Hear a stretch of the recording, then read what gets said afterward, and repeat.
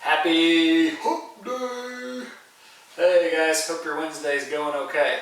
We are doing more surface area today. Remember, we're doing our chapter on two things, on area and volume.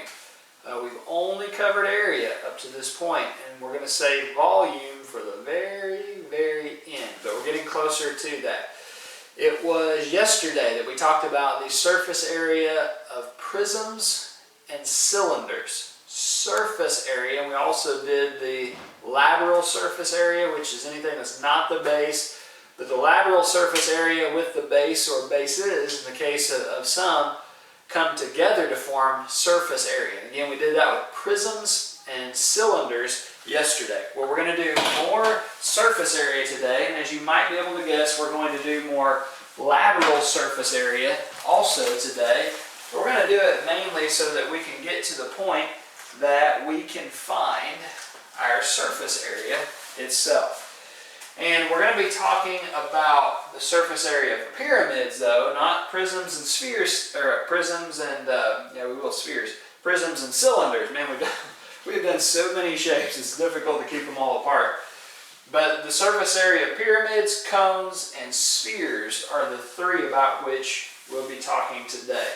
I have to say that I've gotten a little boost of confidence as we get going here, because my daughter has come in and she said, "You're a good drawer, Dad." It's okay, you can laugh now too. I will say though, for me, these two pyramids I think are pretty good, but it's embarrassing how long it took me just to do that well. There are 2 or 3 of you in our pre-algebra class who could do better than that in probably a third of the time blindfolded. So, please forgive me, guys. Admittedly, I'm not a drawer. I'm terrible at it. I appreciate my daughter's kind sentiment, and for me that is pretty good, but I realize that's still not that great. So please be patient with me and bear with me. I'm not a drawer. I love math, but I'm not artistic. Okay, so let's talk about pyramids, cones, and spheres. First things first, this is going to drive me crazy. I have that one plural. So that one needs to be plural, and that one needs to be plural. And you, like my daughter, might notice old marker, old marker, old marker, new marker, new marker, new marker. I was running out of ink, so I hope that's a little bit clearer to you than what the other one was becoming. Okay, so for pyramids, we're going to have 2 important formulas. For cones, don't worry about these yet, but heads up, we'll have 2 important formulas. And for spheres, it looks like 2, but really it's just 1 important formula that can be expressed in 2 different ways. But please do write each of these down as we go through them. Not ahead, but as we go through them. So, pyramids, 2 important formulas. What we have in our pyramid formula is L equals 1/2 times P times L. What exactly does that mean? The L stands for, remember, the capital L, lateral surface area, and this is for a regular pyramid. And by the way, before we get further into the formula, let me define for you what a pyramid is. A pyramid is a 3-dimensional figure. Remember, that's with what we're dealing in surface area. It is also a 3-dimensional figure, a pyramid, with a single polygonal base. Okay, a single polygonal base, which is actually a square, all right, and triangular lateral faces, and 4 of them to be exact. So it's a 3-dimensional figure with a single polygonal base and triangular lateral faces that meet at a common point known as the vertex of the pyramid. Okay, known as the vertex of the pyramid. And so, now that we've defined what a pyramid is, what we're going to do is we're going to look through, as I started doing, each one of these formulas and telling you what each letter represents. And so L is the lateral surface area, as in the previous lesson. 1/2 is a constant, equals 1/2. P is going to be the product of the perimeter of the base. So it's the perimeter, all of it, all the way around. And then what we're going to have is times the slant height of the lateral faces, which is L. The slant height of the lateral faces. And I'll give you an example of each one of these, okay? The perimeter is going to be 10 meters, 10 meters, 10 meters, 10 meters. Okay, because it's a square at the bottom, that's the base. And so there are 10 meters on all four of the sides. And then the slant height is going to be right here, 13. That's it, as an example on the first one. Now, the second important formula is S, which stands for surface area. Surface area equals the lateral surface area plus the surface area of B, which is the base. So B is simply the area of the base, whereas L is the lateral surface area of everything that's not the base. So it's going to be all four of these sides that are projected. Okay, we ready to get going? I know that's kind of a lot of information at once. I know that when you get that many variables, and some of them are different than that to which we're accustomed. For instance, L usually means for us just length. Okay? Well, that stands for slant height. And I guess there's a sense in which maybe you can look at it as a kind of length, but not really. And so some of those are challenged, but if you need to, write down what each one equates to, and that'll help you as we go through these. Okay, let's get moving. Let's find the lateral surface area of our first pyramid. Now, remember what the lateral surface area is. It's going to be all of the bases of the perimeter, okay, the perimeter of the base, in this case just a single one, that's going to be added together. And what is that going to be? What is the perimeter of the base itself? Well, remember, this one's 10 meters across, this side is 10 meters across, and the reason for that is the bottom is a square. Okay, the bottom's a square, and since each side is just 10, we can just add these four sides since it's a square, or if you want, you can do 4 times one of the sides, which is 10. So the perimeter, guys, is going to be 4 sides times 10, or if you prefer, 10 plus 10 plus 10 plus 10. And 4 times 10 is going to get you what? 40. And that'll be 40 meters. So our perimeter equals 40 meters, and that's good. Now, what is our L, which is our slant height? We don't have to calculate anything there because we already have it. Our slant height is 13 meters. And so what we're going to have for our formula for lateral surface area is going to be L equals 1/2 times the perimeter, which is what? We found that to be 40. L equals 1/2 times 40 times the slant height, or L, which we've stated already is 13. Okay, and all we're going to do is just multiply all of those together. And remember, we can use our calculators on this. We're smart enough, we don't have to, but we're also smart enough that we don't want to waste our time, right? So let's do 1/2, which I'm just going to put in as 0.5. Everybody comfortable with that? The fraction 1/2 is the same as the decimal 0.5, obviously. So 0.5 times 40 times, I could do all of these at once, I don't have to do them individually. 0.5 times 40 times 13 equals 260.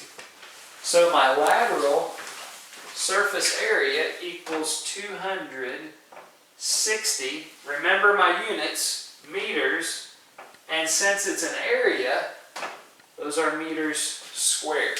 So my lateral surface area, L, based on my formula, and just a little bit of calculating I needed to do, is 260 meters squared. Now I want you to look, because we're told to find not only the lateral surface area, but also just the surface area as an entirety. And so how are we going to do that? How are we going to do that? We have the lateral surface area, which is L. Okay, that makes that part simple. But now we need the area of the base. We're going to have the area of the base if we're going to be able to calculate surface area. Guys, I have L, so there's nothing left to do there. How do I find the area of a square? Does anybody remember? Because that's the base. And 10 meters, 10 meters, 10 meters. Now the perimeter of it, each side added together is just 40, but what's the surface area, or what's the square area, the square units of that base? How do I do that? Guys, the area for a triangle, or I'm sorry, area for a square, I'm going to write it right up here. The area for a square is to take one of the sides, which is 10, okay, and square it. Take one side and then square it. In other words, take 10, not times 2, remember, but 10 times 10. And what is 10 times 10? 100 meters squared, since we're figuring area. So the base of this square, the base of this pyramid, I should say, which is a square, is simply one of the sides, because they're all even, they're all the same in length because they're a square. 10 times 10, which is 100 meters squared. So now what I'm going to do, guys, watch this, is I'm going to use my formula. S equals surface area of the entire thing equals the lateral surface area, which I already found to be 260 plus the area of the base, which is expressed as a capital B. So plus whatever the area of that base, that square base is, which is 100. And you tell me, we don't need to do this one in the calculator. What is 260 plus 100? 260 plus 100 is 360, remember our units, meters, and then slap on the Superman superscript 2, which is squared, is what that means. So my answer, even though I'm bleeding over into that once pretty pyramid, pretty for me anyway, is 360 meters squared. Now, I want you guys to listen to me closely. I understand that's not extremely easy. We have one more of these to do. It's not going to be any easier. I believe pyramids are among the hardest to find the surface area as far as shapes go. Now, these last two, they're going to be a breeze. I mean, easy compared to what we're doing here. But the reason I think a pyramid is so hard, look at all these silly lines that are solid and that are dashed across, over. And I'll be truthful too and tell you this, when you look in the book, and I put a little more pointage at some of these than what the book does, it's hard to tell to which dashed or solid line sometimes the numbers are even referring. And so listen to me, I understand that, I get it. If you find this challenging, that's okay, all right? If you're trying really hard and you're doing well on your homework, and maybe you choose one of these wrong ones because it's not very clear to which one it's pointing. Listen, I'm going to be lenient, especially in art not being in a classroom environment. I'll be patient with you. The one thing I ask is this: just try, and try hard, and don't just throw some numbers somewhere. Use the formulas, and if you do that, I'm going to reward you, okay? Because I know, I'm telling you, this is, and I've done a lot of math in my life, and you've done a decent amount up to this point too, but this is among some of the toughest things or shapes to calculate area, just because there are so many lines going in so many directions, and a lot of times several numbers to take into scope, some of which you don't even use. So, I get it. Just stay with me and work hard at this, okay? On number 2, we are asked in this square pyramid to find the slant height. Find the slant height of the square pyramid. Now this one I think is kind of fun. It's a little bit easier. We don't have to use these crazy formulas. We're going to go back to an old handy dandy formula, which is this. I'll write it right up here. A squared plus B squared equals C squared. Remember that? Does that sound familiar? We're going to use the Pythagorean theorem on this, and here's why. Okay, here's why. The L, or the slant height, is labeled for us, and it's this dashed line. Now look closely, and thankfully this one is with my new black marker, so maybe it shows up better. If you'll notice, this slant line applies to this right angle, forming this perfect triangle. And if you'll recall, in the formula, the Pythagorean theorem, the C squared, the last term, is the hypotenuse, which means it is the one that connects to the right angle. It's not a part of the right angle, and the right angle that is formed, one side is one of the legs, and the other side of that perfect angle is one of the other legs, and those are your A and your B, respectively, and in either order, recall. What's important is that that C is written as the hypotenuse. So the slant height is the hypotenuse of this triangle. And since we're using the Pythagorean theorem, we're going to use this side and that side of the perfect right angle for our A and our B. And it doesn't matter in what order you put it. Don't worry about that. Okay, it's not going to change a thing. So in other words, our 24 is going to be, let's say, our A. So 24 squared. Our 10 is going to be our B plus 10 squared equals C squared, which is our L, our slant height. And if you want, you can plug in L for C. You want to do that, understanding what we're doing now, because it asks solve for L, so that way we don't have to change anything in the end. Let's change that to L. L squared. That's not a 1. You can see the little tail that comes out there. That's L squared. And that's in place of the C squared, because that is the hypotenuse. And remember, it doesn't matter what variable really you put on anything. It's going to serve the same purpose no matter what. It could be Q, it could be Z, it could be M, and you're going to come up with the same answer. No big deal.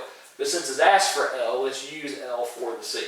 Okay, so here's what we have. We need to do the square of 24, and I'll tell you what, we already know the square of 10, don't we? What is 10 times 10? That's 100, and so that's going to make it simple. Let me put the calculator in front of you, mine. Feel free to use yours too. Since we know 10 times 10 is 100, we'll just put that in after we do 24 squared, which is just 24 times 24. That's the way I'm going to do this one. Equals 576. Okay, but it's plus 10 squared. Here, let me do it this way. Answer. Okay. Plus 10 squared, which we know to be what again? 100. And so what I have is 676. So C squared, or L squared in other words, L squared equals 676. Am I done? No. I'm not trying to solve for L squared. I'm trying to solve for L. And if L is squared, how do I get rid of that square?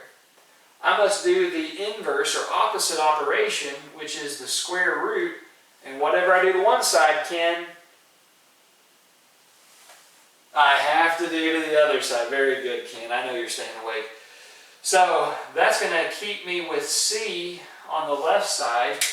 And do in your calculator, as I come back and do in my calculator, what is the square root? I'm going to go to this specials category. Okay, what is the square root of 676? Not 9, but 6. Ah, it's a perfect square, isn't it? That's cool. 26. So my answer is 26. That's L. L, or the slant height, keep trying to write C, and really that's okay, it looks a lot like a C. But L, or the slant height of that triangle, the hypotenuse, is 26. And remember, it has to be bigger than 24, it has to be bigger than 10, because it's these two added together when all three terms are squared. And we don't have any units that were given. Let's be overachievers. And let's just say, hey, you should have given us units. And therefore, it's 26 units. It's not units squared because we didn't measure the area. We just measured the height of a single angle. Okay, so we're done with that one, guys. So let's move on to cones. And I'm telling you, hey, good job. We're through the hard stuff. We're going to do the two easier ones right here. On number 3, we have been instructed to find the surface area of a cone. The surface area of a cone. How do we do that?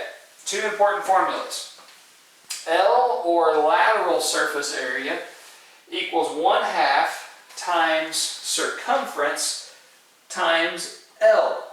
Okay, and by the way, that's the circumference of the base. See how the base is a circle? I know that's a pretty poor cone. Please forgive me. It looks like the teardrop of a clown. Okay, that's about the best I can do, though. But you can see this is a circle right here. So the lateral surface area equals 1/2 times the circumference of the base, and circumference because we're dealing with a circle as the base, times L, which once again is going to be the slant height. Now, here's an alternate way that you can write that same formula. Lateral surface area equals pi times radius, because the circumference of a circle is pi times radius. And then times L, which once again we already know is our the slant height of that shape.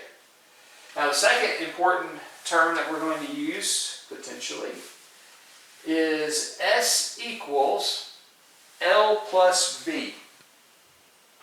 S equals L, which surface area of the whole thing equals the lateral surface area plus B, which is the area of the base.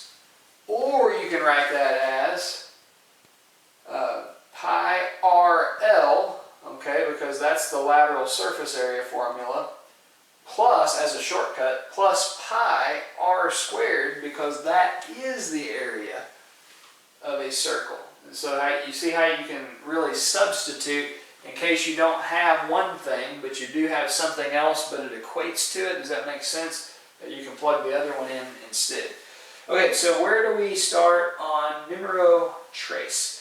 We need to find L, the lateral surface area, before we can find the whole surface area of the entire shape. Our formula for doing that is 1/2 times circumference times L, which is the slant height. Look, we have the slant height of 10, so we're good on L. Are we good on C? Do we know, are we given circumference just in the information that we have right there? No, we do not, but let's look at our alternate formula. Pi, do we know that? Sure, 3.14. L, yeah, slant height 10. R, radius, or half the distance across a circle.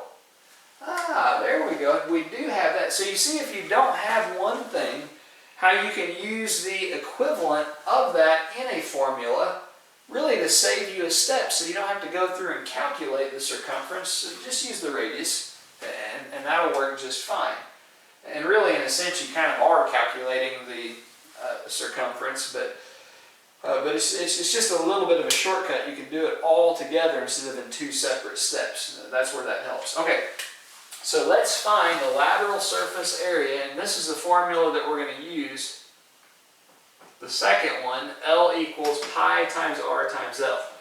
So L equals pi, good there. R, the radius halfway across this circle, which is its base, is 3. Then times L, which is the slant height, and that is 10. So what is our lateral surface area equal? It is pi times 3 times 10. And instead of showing you my calculator and doing this, let me show you a little nifty trick. Instead of calculating, since that's not going to be the final step, let's just keep pi in place. Okay? And let's just multiply 3 times 10. Now you can multiply it all out, and that's okay if you want to, but this is actually a shortcut. Let's just multiply. What's 3 times 10? That's 30. And 30 times pi, without using the number for pi just yet, is 30 pi. And the reason we can keep it that way without simplifying is because we're going on to calculate something else anyway. We can do all of that in the end. Again, if you prefer, go ahead. You want to be an overachiever, go ahead and calculate it all out now. But I'm going to wait this time until the very end to show you another way of doing it. Now, from that point, guys, I need to find S, which is surface area. Surface area is L plus B. Okay, well I have L, so I'm okay right there. But do I yet know what the base of that circle is? No, I'm not given that. However, I do know what it takes to find the area of a circle, which would tell me the surface area of that base. And the area of a triangle, I'm sorry, so many shapes, it's ridiculous, isn't it? We've got the triangle there, but we're working on the on the base of it, which is the circle and not the triangular portion, right? Okay, that on which we're working is area of a circle, and area of a circle is pi times the radius squared. Okay, so we're going to put pi times the radius of that circle, which is what? 3. Okay, pi times 3, which is the radius, and then we're going to square 3. Okay, what is 3 squared? 3 times 3 is, that's not 3 times 2, but 3 times 3 is 9. And we're going to keep this times pi. Okay, and we'll do all of our calculations in the end. So now we know what the area of the base of this cone is, because we found the area of the base, which is a circle. So what we're going to do, guys, is use this formula now. S equals, our final formula, L plus B. What is L? We found that the lateral surface area to be 30 pi plus the area of the base of the cone, which is a circle, and that is 9 times pi. Okay, now see how it's kind of neat how we can save and do all of this in the very end? So let's do exactly that right now. We are going to take it, and by the way, here's something else that's pretty cool. You can combine like terms, okay, and you can use pi as a base. Okay, you can use pi as a base, and it's, if you just add now 30 plus 9, what's 30 plus 9? 39. Keep your base kind of like in a fraction of pi, and there you go. Now you can just multiply those together and add them together. Or if you want, you can do them separately, and everything's going to work out just fine too. It's not going to be any different, your answer, okay? But what we have is this. 39 times pi, which is 3.14. Not 0.314, 3.14. That looks better, doesn't it? 39 times 3.14. What does that equal? 122.46. Now we've been rounding to the nearest tenth, so let's do that here. And so that 4 is going to become what, with a 6 coming after it? That will turn into a 5. So 122.5. And do I have any units? No, unfortunately, those knuckleheads didn't give me any. And so we're just going to put units, and since we found the surface area, it's going to be units squared because we measured area. 122.5 units squared. Now let me show you one other thing just quickly, okay? If we'd have kept it the way we had it, 30 pi plus 9 pi, let's try that. Let's do 30 times 3.14, which is 94.2, right? Okay. Plus, what else do we have up there? 9 times 3.14, and what do we have? 122.46. That number look familiar? That's pretty cool, isn't it? So if you feel more comfortable with multiplying 30 times pi out plus 9 times pi, that's okay, go ahead and do it. But understand, because they have the same base, you can add those numbers together and keep your base of pi and multiply just one number by pi, and it's going to be exactly the same thing. But you know, that's something kind of new and different that we hadn't done before, so I thought it might be neat to show you both ways on that. Okay, let's do a sphere and then we're done, guys. And this is really easy. It's the easiest of all so far in this lesson. Well, there's an important formula that we need to know for a sphere. A sphere, as far as the surface area of it goes, equals 4 times the area. Okay, 4 times the area. Or 4 times pi times r squared. And the reason for that, as you can see, I know this is a very poor, it's almost like a rural grown coconut in the Bahamas or something. Okay, it's not exactly a perfect shape, but it's the shape of a circle, and that's why you can either do the area of a circle or you can just use pi r squared, because that's how you find the area of a circle. It does work either way. Let me tell you something just really quickly, though, as far as a definition goes. A sphere is a three-dimensional closed surface, once again, every point of which is equidistant from a given point called the center.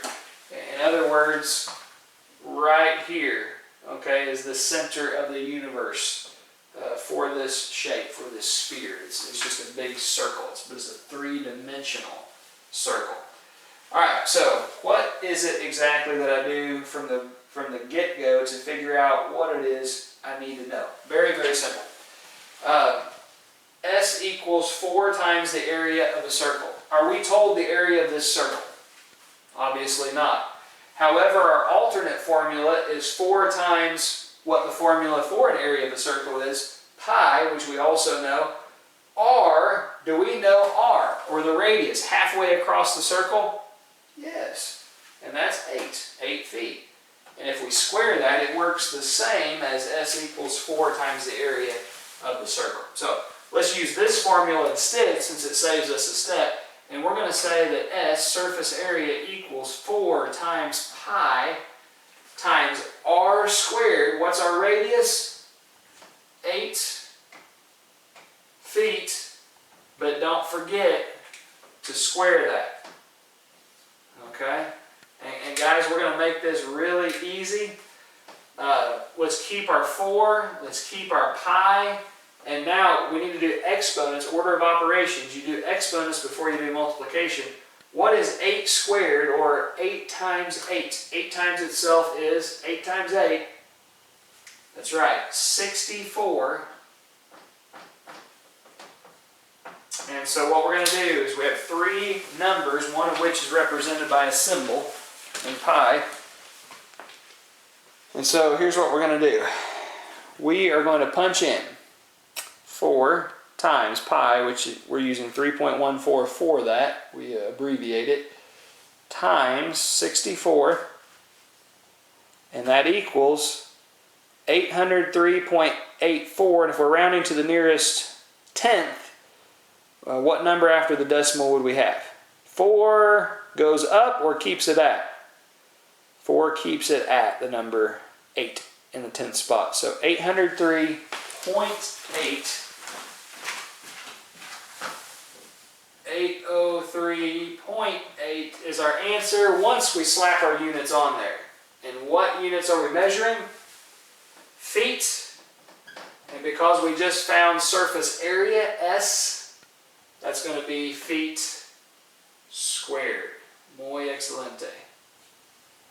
And so there we have it, guys. Our surface area for that three-dimensional circle is 803.8 feet squared. And guys, that is your Wednesday math. I have some slightly not so good news. I wouldn't say bad news. Okay, homework's not terrible. Yes, you have homework. It is going to be quiz number 3 on which you're working. Okay, that's assigned today, which means it's due in 2 school periods, which would be not tomorrow to end the week, but you have all weekend to stew over those beautiful 11 questions on quiz 3 in chapter 13 of math, glorious math homework. And so make sure by Monday you have that done and get that turned into me. And guys, you know I've told you this several times, and I know you know anyway, but I want you to know that you know that you know.